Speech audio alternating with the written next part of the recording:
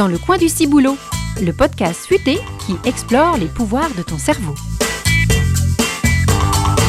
Bonjour, je m'appelle Vladimir, j'ai 8 ans.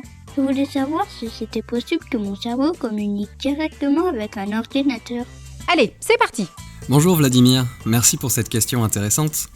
Je m'appelle Arthur Desbois, je suis ingénieur de recherche à l'Institut du cerveau à Paris et je travaille sur le contrôle de machines par le cerveau avec ce qu'on appelle des interfaces cerveau-ordinateur.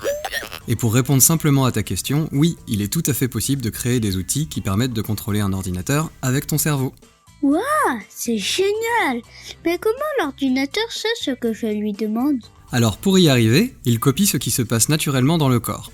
Un cerveau, c'est fait de milliards de neurones, des petites cellules qui s'envoient des tout petits signaux électriques dès que tu penses à quelque chose. Par exemple, si tu veux bouger ton bras, ton cerveau va activer toute une série de messages électriques, puis les faire parvenir à tes muscles pour qu'ils bougent. Il est possible de construire des machines qui écoutent ces petits messages électriques. Comment on fait pour les écouter? Alors pour ça, il faut mettre un casque qui ressemble à un bonnet de piscine avec plein de micros et qui récupère ces tout petits signaux à la surface de ta tête. Puis ces informations sont interprétées par un ordinateur avec des programmes un peu particuliers qui peuvent apprendre tout seuls à repérer si tu penses à quelque chose de précis comme par exemple bouger ton bras ou te concentrer sur un signal à l'écran. J'aimerais bien voir ça chez moi pour ranger ma chambre sans bouger. Ah oui, je te comprends.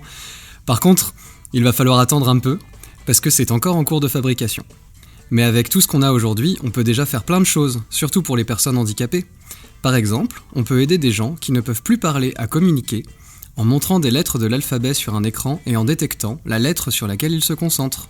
On peut aussi utiliser la pensée pour faire bouger un bras robotique ou aussi un fauteuil roulant, un peu comme dans les films. En revanche, le cerveau c'est vraiment quelque chose de très complexe qui fait des centaines de choses en même temps avec beaucoup de messages et de signaux. Du coup, pour que l'ordinateur comprenne une pensée en particulier, c'est un peu comme s'il devait écouter une personne qui parle au milieu d'une salle de concert très bruyante. C'est vraiment difficile, mais les chercheurs y arrivent de mieux en mieux. Et peut-être que dans un futur proche, on pourra utiliser nos cerveaux pour écrire des messages à ses amis ou jouer aux jeux vidéo, avec modération bien sûr. Ah oui, ce serait trop bien! J'adore jouer aux jeux vidéo. Merci Arthur. C'était dans le coin du ciboulot. Maintenant, tu connais mieux les super pouvoirs de ton cerveau. Si tu veux nous contacter, rendez-vous dans l'espace junior du site internet de l'Institut du cerveau. À bientôt!